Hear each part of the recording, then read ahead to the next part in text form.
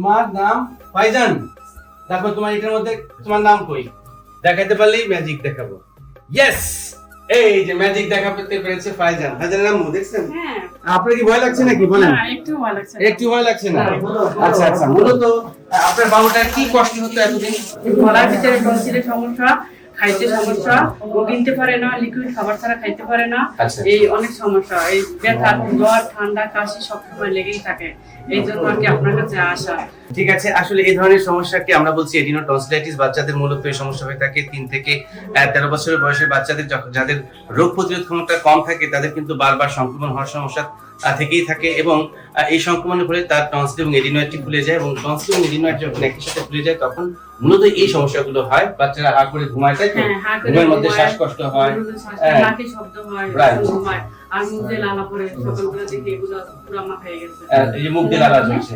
তো এই কন্ডিশনে মূলত আমরা অপারেশনটা করে থাকি, এবং এই অপারেশনের নাম কিন্তু এডিনো টনসিলাইটিস। সবাই তো ভয় পেয়ে যায় অপারেশন ক্ষেত্রের মধ্যে কি হবে না হবে। আপনি তো বাস্তব চিত্রটা দেখলেন, কি খুব বেশি ভয়? না, কোনো ভয় নেই। আচ্ছা আচ্ছা আচ্ছা, হোপ ফর দ্য বেস্ট।